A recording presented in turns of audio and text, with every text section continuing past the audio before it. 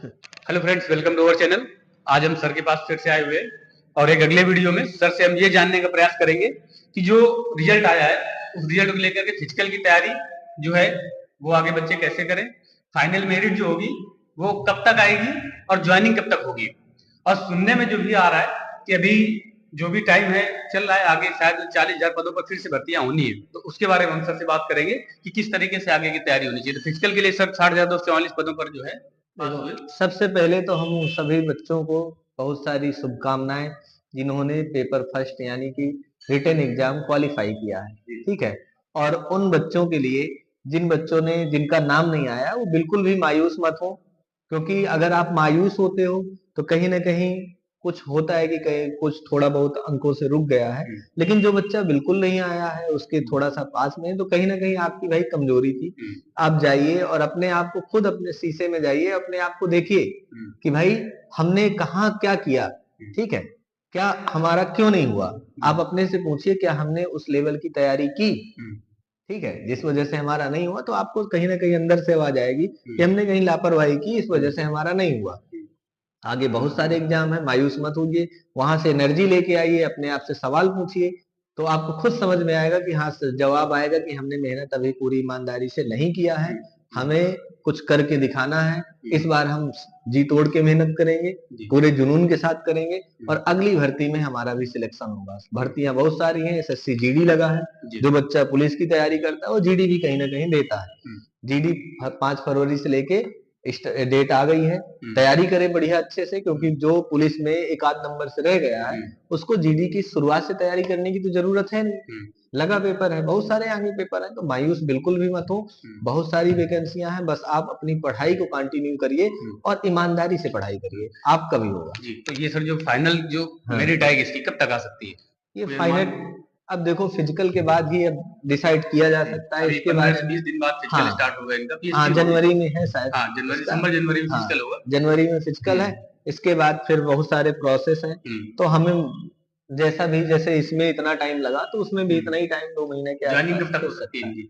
Joining मेरे हिसाब से तो ज्वाइनिंग अभी क्योंकि बच्चों का जिनका हाँ सेक्शन फाइनल हो जाएगा जिनका उसके बाद कुछ इंतजार करना हमें पड़ लग सकता रहा है। है कि 8 से 9 महीने तक फाइनल लग जाएंगे। हाँ तो मतलब मई जून तक आगे मई जाने जून वाले तक तो हैं। नहीं मान रहे, लेकिन इससे आगे भी जाने इसके की आगे भी जा सकता है फाइनल वैकेंसी ज्वाइनिंग। ज्यादा है। पिछले देखो जो भी बात की जाती है पिछले आधार पे की जाती है। जैसा पिछला प्रोसेस था वही प्रोसेस यहाँ भी होने वाला है और लगेगा टाइम।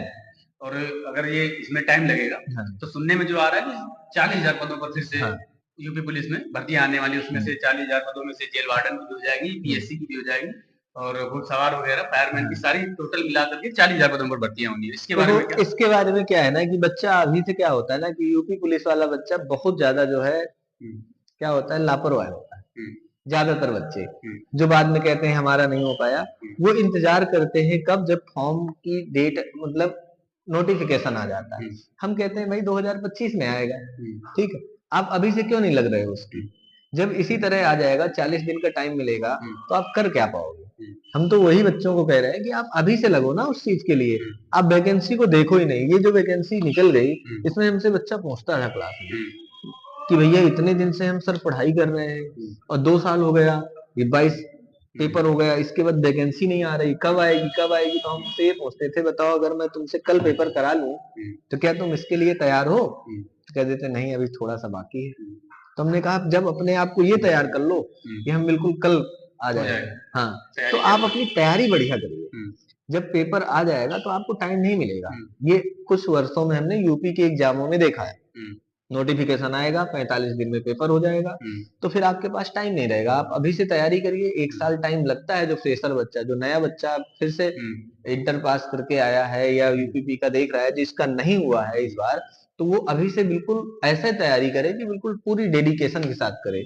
तो भाई अगली वैकेंसी कब आएगी वो आप 2025 में देखने को मिलेगी। अब वो कब आएगी कैसे आएगी, 2 महीना बाद आएगी 2025 में कि आधा जब साल निकल जाएगा तब आएगी, वो आप तैयारी करते रहो। वो तो भाई उसके बारे में बाबा जाने। लेकिन जो भी है हाँ बाबा जाने, क्योंकि बाबा का काम है उत्तर प्रदेश बाबा पुलिस का। गाँव भाई। हाँ, और ये अभी जो भी है आगे जो भी भर्ती आएगी तो अभी तक के लिए चलो ठीक ठाक, यहाँ यूपी पुलिस कांस्टेबल का हो गया। अब आगे जो भर्ती नहीं आएगी उसके लिए क्या आप कोचिंग मंडी में सारे भी देखना नए बैच से लॉन्च होने वाले हैं, ऐसा सुनने में आ रहा है, जो कि ऑफलाइन ऑनलाइन आगे की भर्तियों के अभी से वो लोग बता रहे हैं, तब नोटिफिकेशन आ रहा, दिसंबर में आ जाएगा, जनवरी में आ जाएगा। ये तो देखो कोर्स बेचने अभी स्टार्ट हो जाएगा। लड़का नोटिफिकेशन देख के जब पढ़ाई करता है तो वो सब चीजें नहीं होनी चाहिए। आपको अगर पुलिस की वर्दी चाहिए, एसआई की चाहिए, तो आप अभी से अगर सोच लियो तो पढ़ते रहो भाई, ठीक है। अब आपको आज से पढ़ना है, आप बैच देख के थोड़ी पढ़ोगे। आपको लग रहा है कि हमें यूपी पुलिस निकालना है, हमें जॉब चाहिए, तो आप अभी से तैयारी करो। अब दूसरे का देख के थोड़ी ना करोगे कि जब वो बैच लॉन्च करेगा तब आपको पढ़ना है। बैच हमेशा चालू रहते हैं, कभी भी आगे ज्वाइन करिए। क्योंकि ऐसा है ना कि अभी बैच लॉन्च होने वाले हैं, तो लड़के धड़ाधड़ बैच में जाएंगे कि हाँ बैचेस से कुछ हो जाने वाला है। और क्योंकि इस टाइम सारे भर्ती जिसका नहीं हुआ, सारे लोग टीचर जो भी हैं तो बैच लॉन्च करेंगे। क्या भी कोई बैच लॉन्च करने वाले? बैच हमारे हमेशा चलते हैं, कभी आ जाओ हमसे पढ़ने। ठीक है, मतलब आपके लिए जो भी है सब बैच बराबर है। हमारे लिए सब बैच हमारे बराबर चलते हैं। मैथ का जब भी आपको मैथ, देखो हम तो सीधा सीधा कहते हैं, हमारे पास कम से कम 6 से 8 महीना दो, अगर यूपीपी की तैयारी करनी, A to Z आपकी पूरी मैथ कंप्लीट हो जाएगी। सिर्फ हम बात कर रहे हैं यूपीपी के, बाकी अदर एग्जाम में टाइम लगता है। और ये जो अभी तक जो भी भर्ती हुई 60,244 पदों पर, बड़े बड़े चैनल थे ऑनलाइन माध्यम में जो पढ़ा रहे थे, तो उन लोगों को क्या था कि लाइव में आते थे, 1-1 लाख लोग पढ़ते थे। तो अभी हम देख रहे हैं कि सब लोग फोटो मांगते हुए घूम रहे बच्चों की। तो अगर उनके यहाँ 1-1 लाख लोग लाइव में आकर के पढ़ते थे, तो उन 1 लाख में से क्या सारे बच्चों का सिलेक्शन हो गया? या फिर जिन बच्चों का सिलेक्शन नहीं हुआ उन पर लोग क्यों बात नहीं कर रहे हैं कि भाई अगर आपके यहाँ से 10 बच्चे पास हुए हैं तो 90 बच्चे फेल भी तो हुए हैं, तो उनके लिए क्या है जो मार्केट में बहके हुए टाइप में? हम तो बच्चों से यही कहते हैं कि भाई सबसे बड़ी मेहनत है बच्चों की, ठीक है। अब पढ़ाता तो टीचर सबको एक जैसा है, लेकिन कुछ खास ही बच्चा होता है जो सिलेक्शन देता है, ठीक है।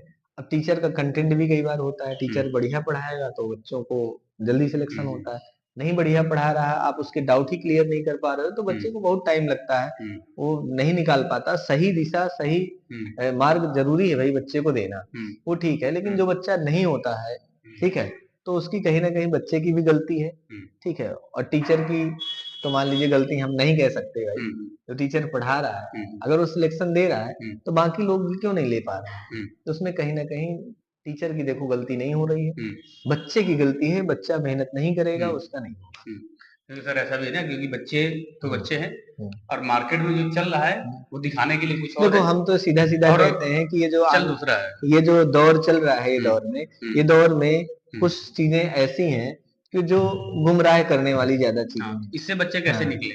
बच्चा जब यूट्यूब में जाता है तो उसके पास बहुत सारे ऑप्शन होते हैं, तो कभी यहाँ भगता है, कभी वहां भगता है। तो मैं तुम लोगों को भाई सीधा सीधा बताना चाहता हूँ, सब वही पढ़ा रहे हैं, ठीक है। आपको जहां समझ में आए वहीं रुक के पढ़ो, एक जगह पढ़ो, तभी सिलेक्शन होगा।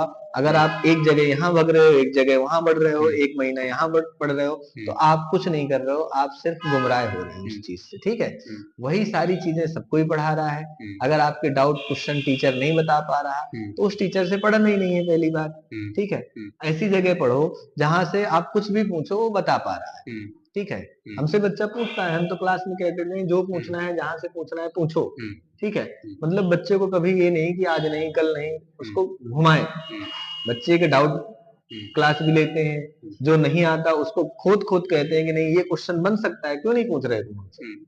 तभी तो बच्चे के दिमाग में आएगा कि नया क्वेश्चन एग्जाम में आएगा, कैसे करोगे?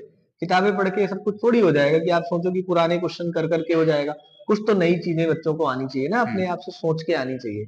तो बच्चा सबसे पहले तो ये देखे कि कहाँ पढ़ना है, सबसे पहले तो आप ये देखो। अब कई बार क्या होता है, एक क्लास किसी की देख के आप तुरंत कोर्स खरीद लिए, और उस कोर्स को खरीद लिए, पा नहीं पा रहे हो, खत्म नहीं हो रहा। उसका कोर्स देखे, उसका खरीद लिए, तो भैया ये जो है ये समुंदर है, ठीक है। आपको किसी एक जगह रुक के पढ़ना है। जब आप ये गलती करते हो, बच्चा 8-8 महीना रहता है, हमारे पास से चला गया, उससे पूछा बेटा क्यों नहीं आ रहे, तो उसने बोल दिया कि सर हम कोर्स ले लिए। और 6 महीना बाद आया, उसकी ग्रोथ नहीं है, जो हमने पढ़ाया था वो भी भूल गया। क्यों? क्योंकि वो सही दिशा पे नहीं जा रहा ना। कभी होता है कोर्स तो ले लिया, पढ़ ही नहीं पा रहा, आए ऑफलाइन कोचिंग गए, 15 दिन 20 दिन गए, इसका नया कोर्स लिया, घर बैठ और इसको कोर्स खत्म ही नहीं हो पा रहा, तो तुम लोगों की कमी है उसकी, ठीक है। नहीं खत्म कर पा रहे हो तो तुम लोग आओ ऑफलाइन मोड में, उसको पढ़ो, सामने रहोगे, टीचर कुछ भी दिमाग में अगर आएगा कोई डाउट तुरंत टीचर से पूछोगे और टीचर बताएगा आपको। नहीं बनता, कई बार हम बच्चों को ऑफिस में बैठ के उसको क्लियर करके बताते हैं, उसकी रफ में बताते हैं, तो चीजें आती हैं, बेहतर आती हैं। खुले वातावरण में पढ़ोगे, चीजें समझोगे तो आएगा। दिन भर ऑनलाइन डिजिटल सारा काम नहीं होने वाला, नहीं होने वाला भाई। तो सर अब ये आखिरी ये चीज है कि जो जिन बच्चों का सिलेक्शन हुआ 1,74,000 लोगों का सिलेक्शन, उनके लिए 2 शब्द आगे किस तरीके से आगे अपने आप को मेंटेन रखें, फिजिकली मेंटेन रखें, मेंटली भी मेंटेन। देखो उन बच्चों को तो मैं सीधा सीधा ये कहता हूँ कि अभी हवा में उड़ने की बिल्कुल जरूरत नहीं। सबसे पहली बात, कई बार क्या होता है ना कि हमारा सिलेक्शन हो जाता है किसी चीज में, सिलेक्शन तो 60,000 लोगों का ही होना है, सिलेक्शन तो भाई 62,000 का होना है, ठीक। अब जब आपके पास सिलेक्शन, आपका नाम आया, तो आपको उड़ना नहीं है कि आप इधर भागो उधर गाते फिरते रहो। बहुत सारे बच्चों की आदत होती है स्टेटस लगाएंगे, ये करें। अरे भाई आपका काम है अभी चुपचाप रह के सीधे तैयारी करो, ठीक है।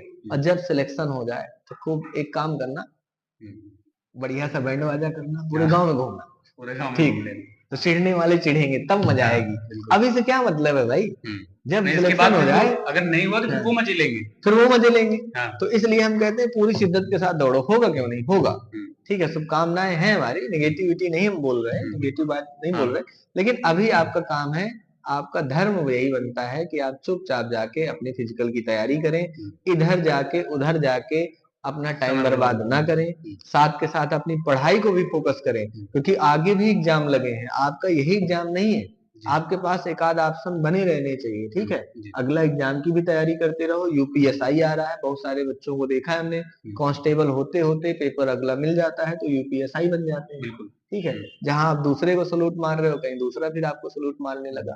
तो आप उस चीज की तैयारी करिए और अभी ज्यादा शोर शराबा ना करिए, ठीक है। सिलेक्शन हो जाए, बैंड बाजा लेके पूरी जगह घूमना, ठीक है। थैंक यू सर, ये पॉइंट ऑफ व्यू देने के लिए। और जो भी नमस्कार सभी बच्चों को।